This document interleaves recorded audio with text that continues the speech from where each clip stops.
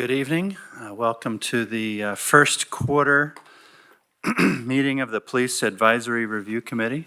We're thankful for this opportunity to gather and to discuss matters at hand, and we welcome all those members of the community who have joined us tonight.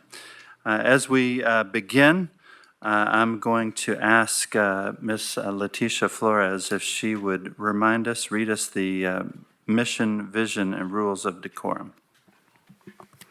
Thank you. The mission of the Police Advisory and Review Committee, Parc, is to provide community members of the City of Knoxville a civilian oversight committee that audits the discipline process, policies, and procedures of the Knoxville Police Department, or KPD. The purpose of Parc is to strengthen the relationship between community members of the City of Knoxville and the Knoxville Police Department by providing a timely, fair, and an objective review of community complaints. Parc also assists community members in navigating the investigative process after filing a complaint with KPD. Here are the rules of decorum. Those who wish to speak during public forum should sign up by contacting the Parc office ahead of time or by signing up in person prior to the start of the meeting at 6 p.m. All speakers will be given 5 minutes. Please do not use profanity and remember to stay on topic. Those who fail to adhere to those rules may be ruled out of order and asked to step away from the podium. For those who are listening, please note that you may not disrupt a public meeting from the audience. Those who do may be asked to leave. We appreciate everyone's respect for these rules. Thank you. I'd like to make a change in the agenda and skip to the Executive Director's report, and we invite Jared Kroom to present that. All right. I got to put my volume on because I have a very soft voice. Thanks for being here tonight. Here are a few highlights of the work we've been doing. We continue to engage the community where they are. We attended the YWCA Diversity Day, Central Hispano Career and Resource Fair, a panel discussion at the Beck Center on The Talk about police interaction. We continue to reach out and share with community partners like the Family Justice Center, Vine Middle Magnet School Steering Committee. Lastly, we have observed several pre-disciplinary hearings at KPD, which shows their commitment to transparency. And I want to thank them for their partnership and their willingness to really sort of take down the veil that had been previously up where people were not aware of how those processes go. I submit this report. I'll submit the complete report, which you will find in your documents for the board's approval. And this concludes my spoken report today. Thank you. Thank you, Jared. Next up, we need a motion to approve the meeting minutes from our says quarter 2 meeting, but I think that means quarter 4 meeting. Is that It was a correct? combined meeting. Okay. So moved. Second. Second. All in favor? Aye. Any discussion, questions? Thank you. Next up, we need to add an action that is not in the agenda. As our first quarter meeting of the year, we need to approve officers, which is, in our case, the chair and co-chair. I would like to, as first part of that, I would like to nominate Ms. Sadia Williams as to be the co-chair of the committee.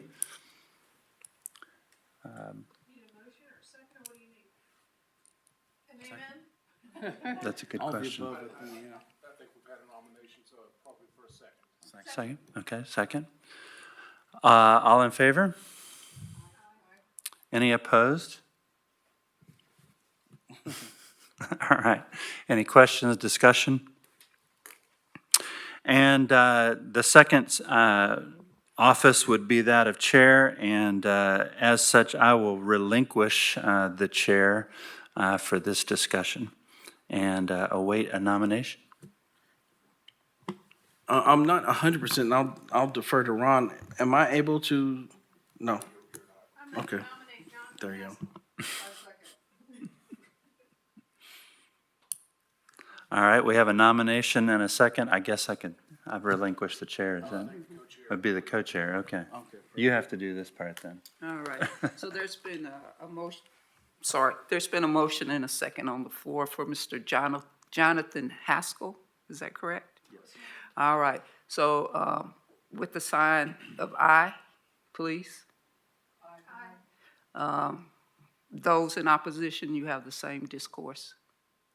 All right, hearing none, it appears then that Mr. Jonathan Haskell will now serve as the chair of Park. Okay, we'll get back to business with our subcommittee reports. And first up, I would like to invite Ms. Heidi Barkas to share the audio-visual report for the quarter. So for this quarter, there were no referral action forms. Thank you. For this quarter, there were no referral action forms and no internal affair cases. Therefore, there is no video. We'll provide a summary of the Knoxville Police Department's General Order 2.16. Digital audio/video recording equipment details that officers and vehicles equipped with audio-visual recording equipment shall be in a record mode at all times when there is potential for contact with a person in the community, whether on duty or doing secondary employment. The purpose of digital audio-video recording equipment is to monitor all contacts with a person in the community in all situations possible. In addition, Knoxville Police Department requires sergeants to review officers' audio and visual footage twice per month at random to ensure that their equipment is operating properly. This concludes my report. Thank you. And Ms. Cynthia Dietel with our racial profiling report. Thank you, sir. There were 0 alleged racial profiling bias-based policing cases reviewed by Parc during these quarter reviews. The KPD policy and procedure reviewed is as follows. General Order 1.41, bias-based policing. Number 1, policy.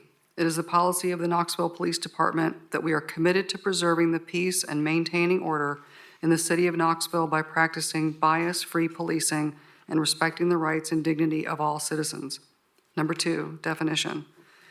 Bias-based profiling, the practice of stopping, detaining, or searching a person based solely upon a common trait or a group that includes, but is not limited to, their race, color, ethnicity, age, gender, sexual orientation, religion, economic status, or any other identifiable group characteristic. Thank you.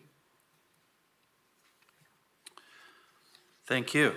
And last is our operations and case review. And I would ask Ms. Williams if you would read that for us, please. Certainly. The following report provides a total for current quarter cases. Cases reviewed, KPD closed internal investigative unit and or referral action form cases 0. Park community anonymous complaints received via Park office 25. Community anonymous complaints referred to internal affairs unit or captain 1. Total cases received includes internal affairs, and I'll just say IAU, and complaints to Park 26. Total cases pending, complaint or complaints that are awaiting review by Park upon the completion of a KPD or Park investigation 8. Total cases closed, overall number of cases reviewed and closed by Park staff 6.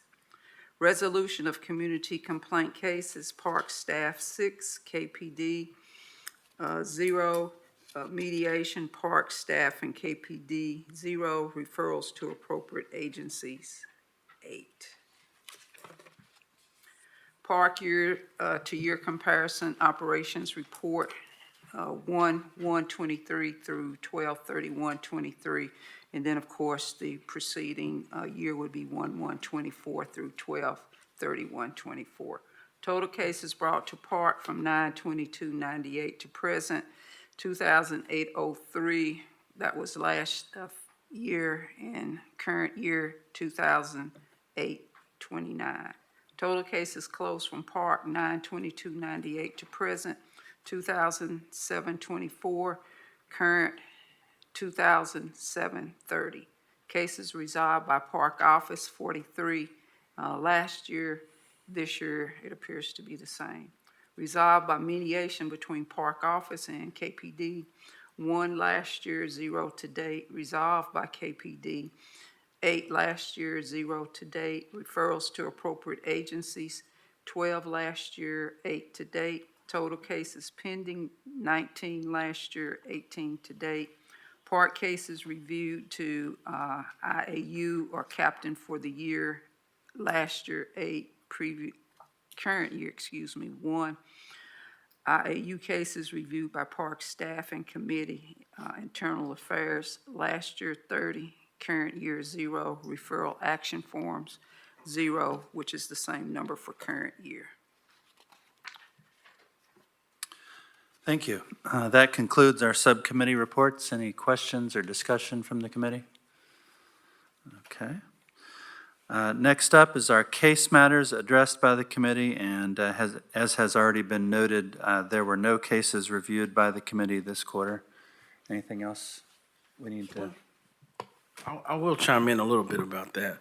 The reason why that is the way it is not so much that things are not happening.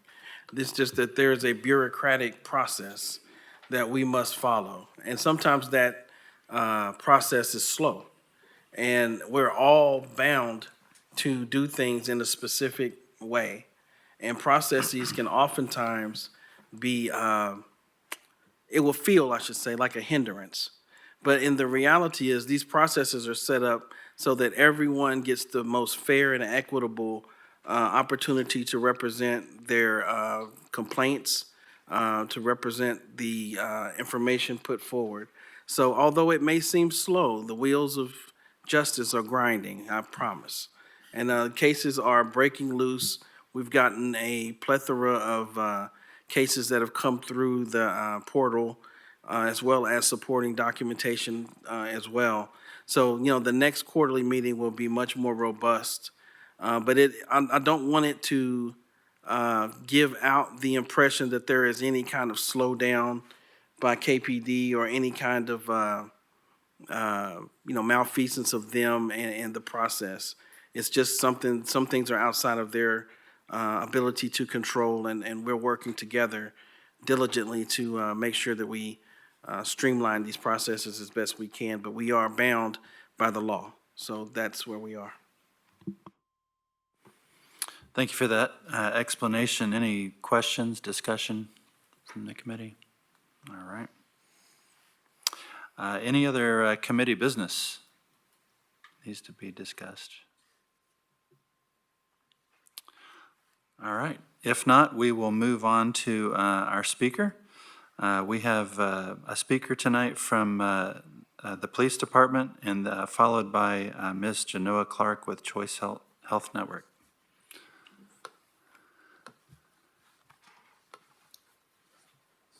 Yep, you. I should say Chief Paul Noel. Right. With I didn't know if KPD. somebody else was coming up to speak or not.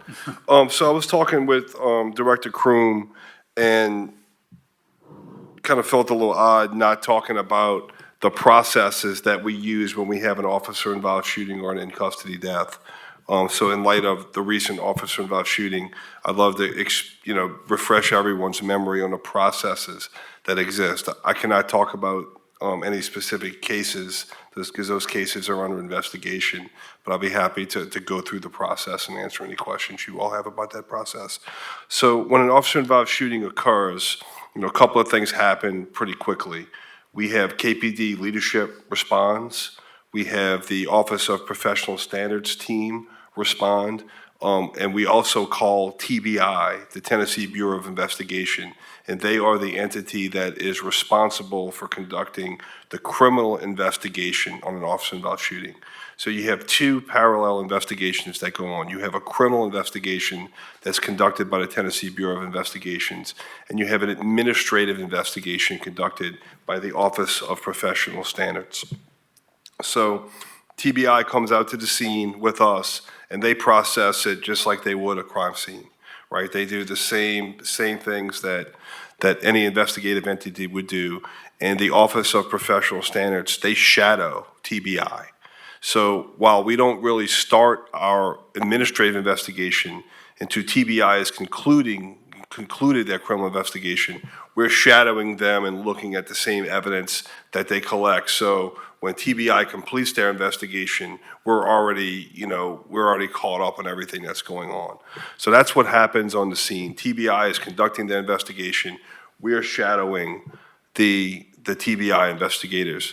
I also call the District Attorney General, Sean Allen, and make her aware of what's going on as well. So that's what happens initially on the scene. TBI, OPS, KPD leadership, and the District Attorney General's office is notified.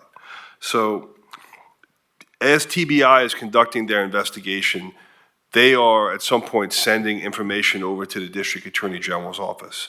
Eventually, probably in about a couple weeks, that investigation is completed and it's sent over to the District Attorney General. The time frame varies on, different circumstances with the case, but they move that fairly quickly. And the District Attorney General gets that information, and then it's her job to make a charging decision on what happens. In some instances, we've not had a whole lot of these since I've been here, but in some instances, like in the Austin East case, she'll conduct a press conference explaining why she did what she did. And once that process is complete, then the Office of Professional Standards starts their administrative review of the case. And then what they're looking at is whether or not there were departmental policies that were violated, department policies that we need to change, training that we may need to change or update, anything as an organization we need to do better. So that's the process regarding those investigations. As far as the video release, I am absolutely committed to releasing the pertinent body-worn camera footage as soon as possible. Okay, I'm absolutely committed to that, but I don't control that entire process.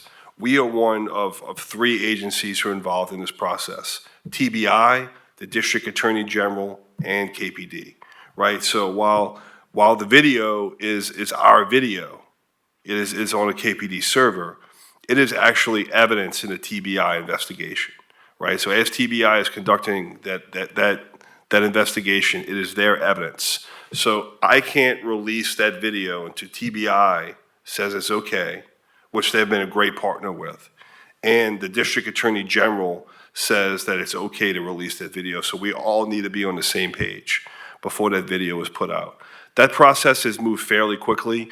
If you saw, we released video from an in-custody death, and I think we released it on day 16. And part of that was we had 38 minutes of video that we had to put out, and we had to redact some of the individuals' faces in that video. And while we have software to do that, in a lot of instances, we had to go through frame by frame and actually go redact some of the individuals' faces that were in that video. That took a fairly long time for us to do in 38 minutes worth of video. But we got that video out in 16 days. But again, it went through that same process. TBI okayed it, and then the District Attorney General okayed it. So I promised that I'm going to put the body-worn camera video out from this recent officer-involved shooting as quickly as I can. But just remember, I need to do so in cooperation with TBI and the District Attorney General.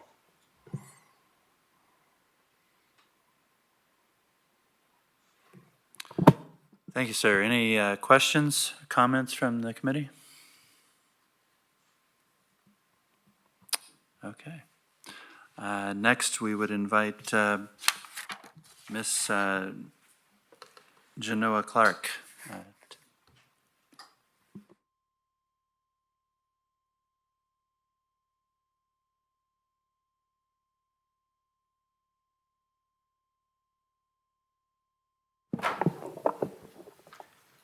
Just take this one.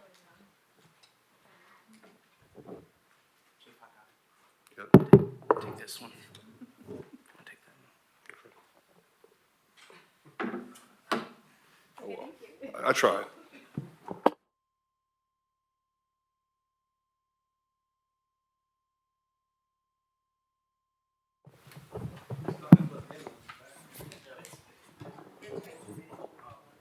Here you go.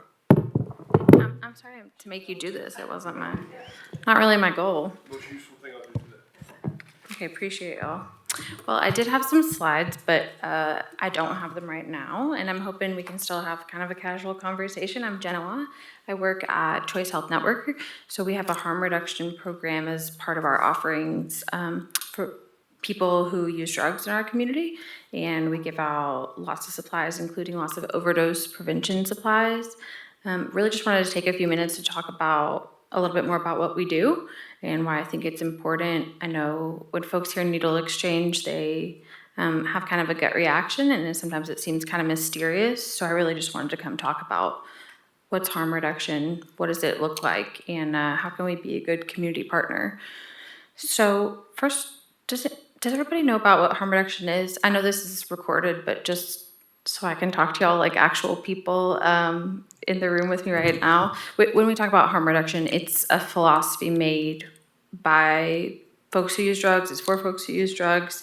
It's about meeting people where they're at and trying to offer them support, letting them make their own decisions about their life, but helping give them the tools, the resources they need to go any positive direction. Basically, we celebrate any positive change. We help folks get into treatment, but we also celebrate really small wins. We equip folks with I just saw over 70,000 doses of naloxone last year.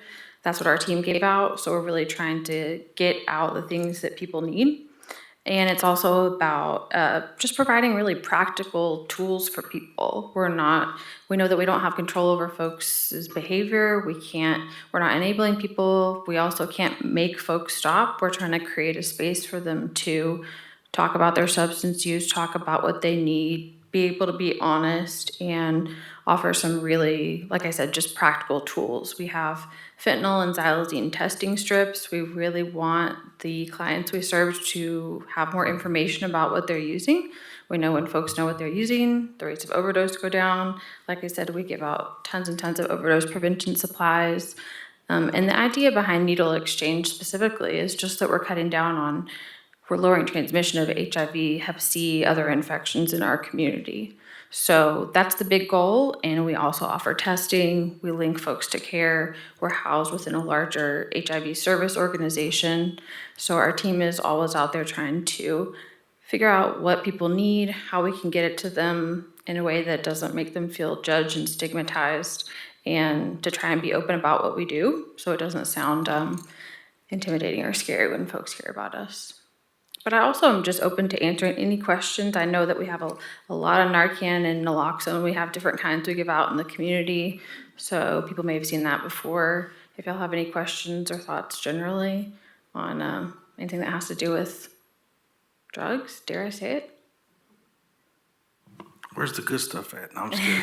And thank you, Jared, for having me. I should have said that. No, and full disclosure, Jenna and I used to work together, and she's a dear friend. So with that being said, though, my question is for the chief and his staff, I guess. And how prevalent has the onset of using naloxone in the field been with officers and people experiencing overdose? So we encounter people in crisis experiencing overdose every single day, right? You probably know the numbers better than I do, but between police, fire, and EMS, the first responders, this is something we encounter every single day. I've spent a lot of time, Chief Powell and I, we go walk through the safe space downtown, and we walk through the mission area, and in all four corners of the city, north, south, east, and west. This is something that I see, and the officers are responding to these calls. It's something that we see every day. If I may, a quick follow-up. Is there general, I'm not necessarily like an MOU or anything formal, but is there a general understanding of what the harm reduction program is doing in regards to KPD enforcement in that area? Yeah, I think so. I mean, I don't know about an MOU, but, our officers are not, if we encounter people with Narcan, obviously we're not, seizing that or anything like that. We really try to work with people to make sure, even if we do take them in custody, that they get their prescription medication left with them at the jail, so they'll have it. So when they get out of jail, they have everything that they need. So I think officers have a a pretty good understanding of it. We're always open to, if you guys wanted to come do some roll call training in our roll calls, we'd love to have you. Or, someone else come and speak to our officers about this very topic. We'd certainly be open to that. Sorry, I'm still figuring out the microphone. I think I got it. Sorry, y'all. I meant to give you a plug at the beginning. The chief's been out to see our work, which I really appreciate. Thank you. And I think once you see in person, or if you know somebody who comes to see us, it just becomes much more familiar looking. We're really spending a lot of time sitting with folks, talking with them, giving them education, giving them supplies. It's a more boring process, I think, than people imagine. And I think the one thing that I think is community-wide, not specific to officers, but just generally, is that the idea of folks going around and they might have a lot of Narcan on them or syringes can be a little scary. And so I think really what I just want for everybody, including our officers, is just to know that actually we see that as folks making a really positive step in their health, and we want to support them and get them on that journey to figure out what's next for them. Sometimes what happens is sometimes like we get inadvertently involved in things is that, officers, I think we have a pretty good understanding, but somebody will call the police, right? So an officer walks up and, they're just responding to a call, and it takes us a little while to figure out, what's going on. And, hopefully, we handle that encounter, professionally, and we do the right thing. And if we don't, we certainly try to course correct. But, that's about the only time where sometimes where we intersect with these, when, someone calls us. And of course, when you call the police, we come out. And, sometimes it'll take us about 5 minutes to kind of figure out what's really going on. I do want to quote you on that. When you call the police, they will come out. Yeah. Okay. And I guess the one thing I just wanted to add is that I think part of it is just, do you know somebody that you can call? You all know someone that you can call, and do folks in the community feel like they know someone they can reach out to if they have a question or a concern about something we're doing, or if they're interested in reaching out about our programming for somebody else? I mean, this happens all the time. So I think it's just a familiarity with what we do, period. Just, we said lifting the veil earlier. I think it's just a lifting of the veil, and we appreciate folks who are willing to work with us in the community too. I have a question. Did I hear or read somewhere that Narcan was going to be able to be obtained over the counter? It is. It's officially over the counter. Now, I know reporters, I won't quote a price, but I have heard like $40 and $50. And again, I think that's amazing. I'm really glad it's out in the community more, but I do want folks, especially those folks who might be using or living with someone who uses, who really are going to be probably the first response if there's an overdose where they are living. I want those folks to be able to get it completely free, which we provide. And I should have said that at the beginning. All our harm reduction services are completely free. So we really, really just want access in the community. And do you all do training on how to administer Narcan? Absolutely. It's very straightforward training. Like I said, we give out a spray, the nasal spray, which a lot of people are familiar, and naloxone is what the medicine's actually called. And we have vials and syringes. We do an intramuscular type 2. It's much more cost effective. It's a little bit more effective physiologically, we know too. So anything that people are comfortable with, a big part of harm reduction is just choices, just offering people choices. We want them to stay safe. Yes, ma'am, and your location? Our harm reduction program here is in Knoxville at our headquarters for Choice Health, which is off Ayler. We're downtown. And then our mobile unit also does rural syringe exchange in Campbell County and in Cobb County.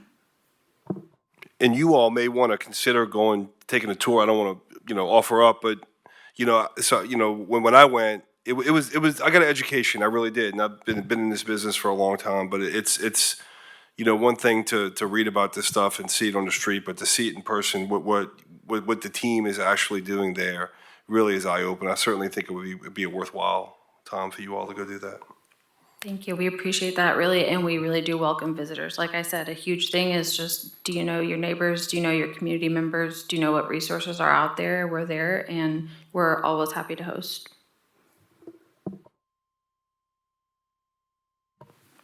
Thank you. I appreciate y'all's time. Thank you. That brings us to our public forum. As a reminder, speakers will have 5 minutes, and our timekeeper is here at the end of the table. Please remember to refrain from profanity and stay on topic. I have 4 people on our list that have registered to address the committee. First up is Mr. Robert Lee. I don't think I see him in the room. Second would be Ms. Tina Sparks. Invite you to come to this microphone.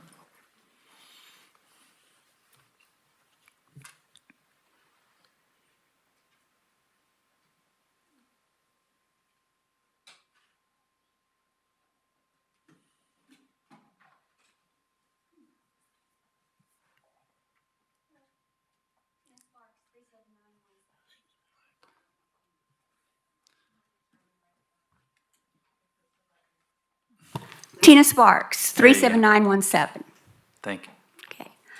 So I just wanted to ask a few questions. I had a few comments. I work downtown.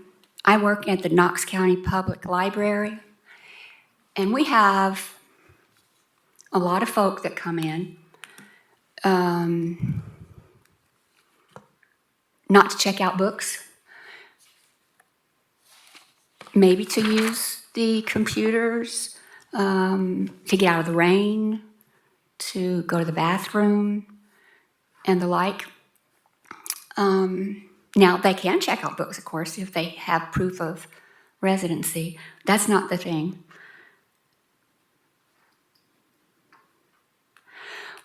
There have been several incidents that we have had to call 911. And I just wanted to get some clarification on that procedure. I've spoken with an officer, and what I'm really, really interested in is when KPD responds to our calls, if there is a co-responder team available, how do we, I know we can ask for that. I was told, ring, ring, we need an officer, and please send a co-responder with you, with that officer. Is that correct? I'm hoping that's correct. I know that there are a limited number of co-responder teams. Is it 3 or is it 4? 3 or 4? There's 4. Okay, that's better. That's a lot better. Now, I know that there are restrictions on the times, but that wouldn't apply to our facility. I know it's, they're like, what, 8 to 11 or 7 to 10 or something like that. They don't go after midnight, and they don't go before, whatever. I understand that part. How can we be assured that if we call, a co-responder team will come? Do we have any way of knowing whether they will come? What should we do? Now, I am Tina Sparks, 37917. I am not Marita Black. I am not Nelda Hill.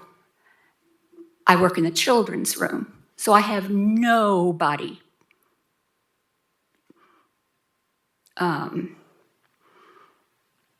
I'm asking as Tina Sparks, 37917 Children's Library. And I just feel that because of where we are downtown, because of things that happen in our community, and I'm not going to get into that tonight, but we all know that there are things that, situations in our community that might facilitate some of the behaviors that we see, some of the people in crisis that we see, some of the people who have no place else to go, some people that are overdosing in front of us. So I want to go back to my friends, not to Marita Black, not to Nelda Hill, but to my coworkers in the children's room. And I want to have something positive to tell them from our law enforcement, from you guys. We need something positive in our community. We need to feel like we're being heard and that our situation is being heard and that we shouldn't be afraid or apprehensive or feel intimidated in any way whatsoever. Of course, ideally, we would be able to call a alternative response member, but that hasn't happened yet. I know we have harm reduction, and that is a wonderful organization. That is a wonderful thing. Thank you very much. I'm thinking that someday soon we could have another alternative, but for right now, all we have is the co-responder team. Are you looking for an increase in those numbers anytime soon? And where could that money come from? Maybe from the money that we get from, I'm going to say this. I'll say it as I'm leaving. The opioid, help me out, abatement money, okay? Money has to come from somewhere. I know that. Maybe one of you can continue my conversation with Chief. Thank you. I'm looking at you and you're looking at me. Thank you. Thank you.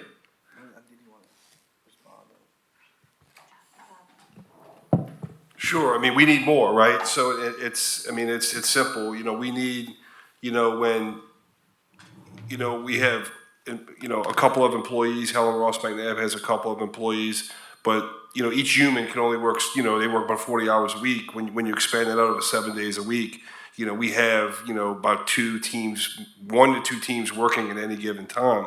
The challenge of these calls that we go on, to handle them right, they take a long time to handle them, so that, if we have 1 or 2 teams working, they get tied up on these calls, and when another call comes out, they can't be in 2 places at once. So the answer to Ms. Sparks' question is that we need to have more teams.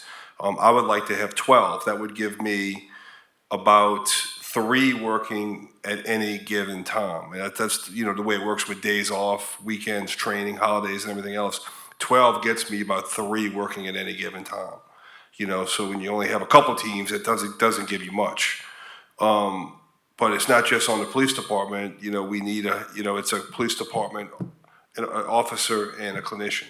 So we need more people, and the Helen Ross McNabb needs more people, and that needs to be funded. I had a question as well, sort of follow up. How would you say CIT training integrates into the co-response continuum? Sure, it's another layer. So, our crisis intervention team, we just graduated, 3 more officers with CIT. Our CIT trained officers, they go out there and they do a great job. And we obviously have a lot more CIT trained officers than we do, co-responders. Co-responders, it pairs a clinician and a CIT trained officer. CIT is just a CIT trained officer by themselves, but not only do they have the 40 hours of training, but more importantly, we give them the extra time that they need to handle these calls successfully. And sometimes, like these calls, when you're responding to a person in crisis, these calls, we might be interacting with somebody for 60 minutes before we get them in a place where, they're comfortable to get a resolution, whether we're going to transport them somewhere or get them to a family member, get them to a facility.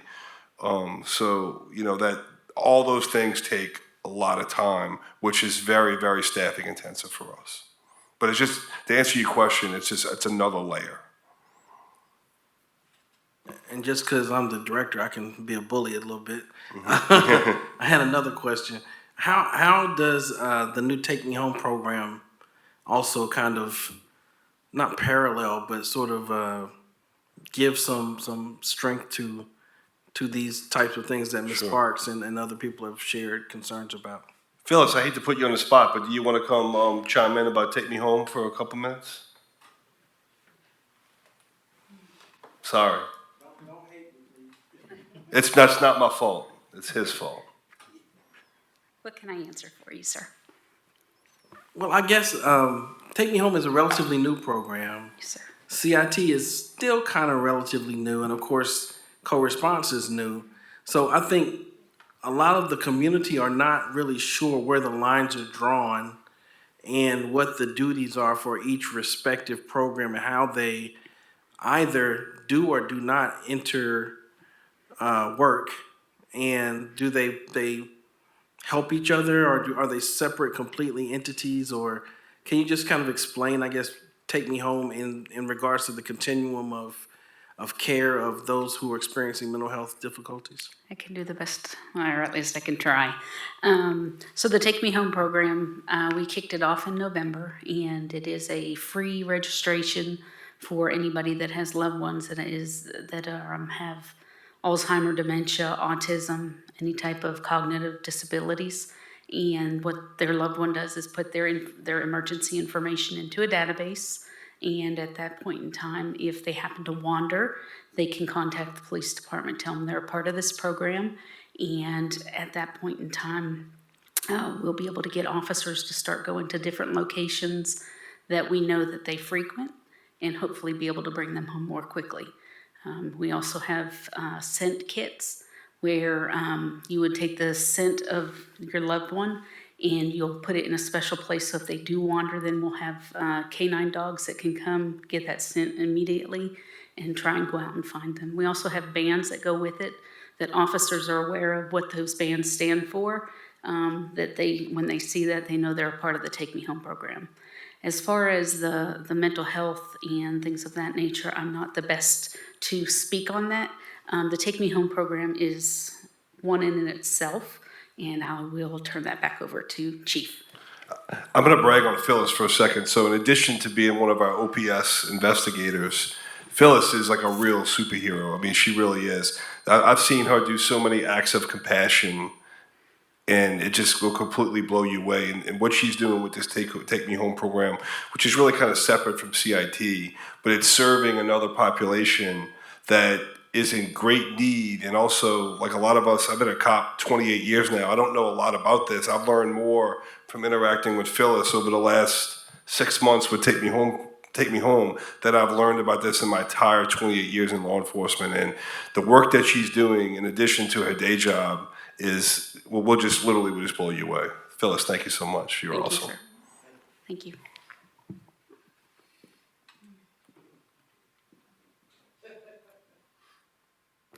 May I just say one thing? Yes. Ms. Sparks, I just want to thank you for what you do at the library downtown. As someone who has taken my younger son to the Knoxville Public Library, big fan. And so thank you for every day showing up in the children's room. That's really special. So thank you for sharing your thoughts today. Does he come to story time? He used to, yes. It's so great. Yeah, but thank you for all you do. Appreciate it. Next up, Mr. Roach.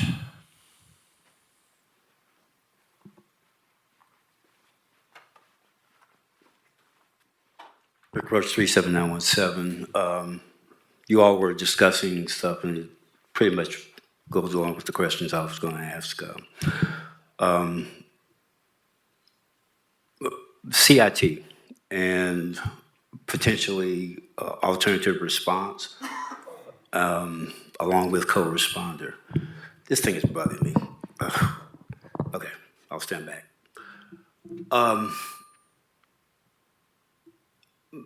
Can we talk about how that potentially is going to intertwine and how all these different support services potentially utilized by the police department are going to work, how they're going to work together, what your vision is of that, what the police department's and the city's vision is of that. I remember probably a year and a half ago, over at UT, you gave your support to alternative response at that time. You said you needed the help and that it would free up your officers for other duties. And also, back when I was involved with Justice Knox, there was a commitment made by KPD and the city to initiate the crisis intervention training. And we had some issues about how many hours, and as I read on your notice about the officers graduating recently in the training, you said it was 40-hour training. The most I've ever heard officially coming from the police department was 24 hours, and part of that issue was staffing. You couldn't, I guess there was so much overtime needing to be in place and everything, so they couldn't do that. But the commitment was made for 40 hours of training. We're doing 40 hours this year. Okay. For the CID program. Okay, good. And for the alternative response, you just said 12 for co-responder. You'd love to have 12 officers or 12 teams? 12 teams. Has there been a request for funding for that? I'm not going to get into the budget. Okay. I don't Not, behind the scenes. I don't okay, all right. And also, I'm understanding that the alternative response task force is in place. And that's got to work its process out. Are you still a supporter of alternative response? As a department, does the police department support alternative response? We're going to keep doing Q&A. I mean, I'm going to wait and see what this task force comes up with before. I'm not going to give a blanket. Okay. Okay. There's a task force actively looking at this right now. Well, they're not that active right now. They're just still forming. It's just at the beginning process. And one more situation. About a month ago, a little over a month ago, we had a city council meeting and we had a packed house because there was one resolution that was basically a repeat resolution, and it brought a lot of people out, and there were basically two sides. I had signed up that Monday to speak on ordinances on second reading, but I couldn't get into the city council meeting. And that was also a situation where eventually we found out that I still haven't had it verified, that the balcony was closed off and that police officers were standing in front of the doors here in the main assembly room of the balcony, keeping people. We had a packed lobby, and it was a tense situation, but the majority of the people were supporting one side of that resolution. That's not the issue in and of itself, I guess, but basically because of how they handled the business, I was kept from speaking on the ordinances which were before the resolution. So I was not let in other words, I was kept out. And I talked to the officers at the door, and we talked about that, and they couldn't say who gave them the order to keep people from the balcony and not let people in. And I'd like to have that clarified, please, because I didn't get to speak. And the mayor tried to address it. Out of respect for time, I'm gonna go ahead and call one. Did you want to respond to that, Chief, or? Okay.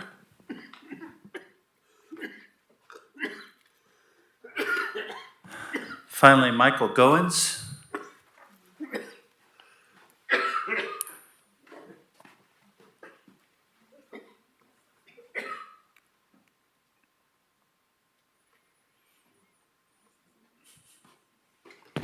Testing 1, 2. Yeah.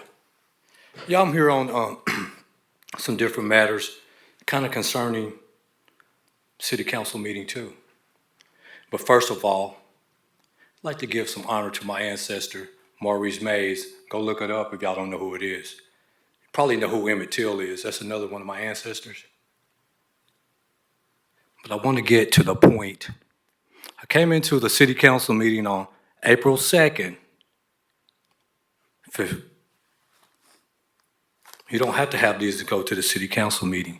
So the officer comes out of his position, walks all the way down to me, and tells me he's going to put me out of the meeting if I don't stop talking to myself. and there's video footage. And I'm right here in front of Park right now asking for this video footage to be released. KPD has it. They said their microphones were on and all that stuff's on all the time. Off duty, on duty, other jobs. So release it to Park so they can look at it and see why I was disrespected. Told me I was gonna get put out of the meeting, nobody but me. There was people in there heckling, doing whatever they want to. He walks all the way down, 10 feet away from me. That sounds like racial profiling to me.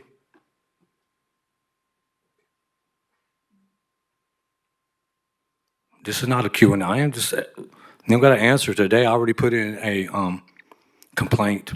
It's really a concern. What made this officer, all the evil in his heart, walk down to me and say, "Hey, you gonna stop talking to yourself, or do I need your assistance?" It's on it's on his audio. It's on his video. So we can release that video to Park or whomever supposed to be watch, and myself. I like for that video to get released. KPD, Park, whoever else is in the building listening. Is that possible? If I may I speak to Yeah. your inquiry? You've made a complaint, if you don't mind me sharing that publicly. No. Okay. And that complaint is being processed. As I've said earlier, there's a bureaucratic process to these things. And sometimes they take longer than we want them to take, especially when it comes to receiving footage. Because a lot of times when we get footage, it has to be redacted, meaning there are certain things that have to be removed from the footage in order for it to be shared with us. Sometimes, and I'm not saying this is your particular situation, but in the more general sense, if there are any legal matters pending, we cannot access that footage, nor can we review that case until the complete legal process has ended. So what does that process consist of? It greatly depends. I'm not in a position to say what legal matters are taking place before we receive a case. But I can simply say that we are the final stop. After the matter is dealt with legally, then OPS, which is the police department, reviews that, and then they in turn complete their I should say they investigate that. And in turn, their investigation is given to our office for review. And we've dealt with each other before. And at that point, you will be brought in, and we've been I'd like to think we've been very transparent and very willing to work with you to satisfy your concerns on a myriad of different levels, a myriad of different cases. And this is no different. It is simply a process that has to be followed. And I assure you, from this position of being director, that process will not be co-opted to work against you, okay? That process will be followed, though, and it will be followed because it's not just about you, but it's about any and every other citizen that deserves the equity, the fairness, and completeness of an investigation by OPS, and thusly a review by Park. So that is going to stand, and I would say that you will be informed as this case progresses through that bureaucratic process that I shared with you, okay? So I have to wait till you get the videos to sit down and talk to you. What about the videos I already have? I already got some that plainly shows that he. Yeah, if you have you can go ahead and turn it on. I'm going to respond to you. Your time is up as far as asking additional questions, but I am going to respond to your statement. If you have video to submit to us, that is separate from retrieving video from KPD. Now, what we would do is we would review that video, and depending upon the details and the merits of that video, I'm just going to be very transparent with you. If it seems like it raises concerns that need to be addressed, we will in turn turn it over to the OPS office to assist in their investigation. Because we do not quote unquote investigate things. But if we do find different information, whether it be documents you may turn in, video you may have access to, All of those things will be placed in the proper procedure, but the process itself does not change. That will be something that will continue to turn. And as I said before, as soon as those processes complete, you will be involved in the review process with us, as you've been invited to our office several times. We've sat down and we've reviewed many hours of footage together, and that won't change. You always will be afforded every level of equity, every level of fairness that any and every citizen of Knoxville will get. That will not change simply because, you know, you're in this situation. And it may feel very personal, obviously, for you, but I assure you that these processes are put in place so that we can make sure every citizen experiences the equity and fairness of Park and with KPD, okay? One more thing, closing. Sure. Just in case KPD wants to retaliate, it's an open forum. Everybody heard me say it right. Thank you. Okay. I'm not sure what to say to that, but I would certainly. Okay, I'll leave it at this. I certainly, if you experience any sort of retaliation, and I say this with the chief of police right here, if you experience any level of retaliation against yourself by, okay, but I'm gonna say this for the record. If you experience any level of retaliation from the Knoxville Police Department or any other entity within the city, I express you to come forth and share that with us, and we will deal with that in the proper time, okay? All right, I'm gonna leave it at that, and I'm gonna turn it back over to the chair. Any updates from the community? No? Well, before we close, on behalf of the committee, I would like to express our condolences to Councilman Andrew Roberto and his wife Sarah on the loss of their daughter Kylie. Councilman Roberto has been a servant to his district and to the city. He's been a supporter of KPD and of this committee, and an encouragement to me on numerous occasions. So I'd like to express publicly for the record our deepest sympathies in this time of loss. And with that, do we have a motion to adjourn? Second? All in favor? All right, this meeting is adjourned.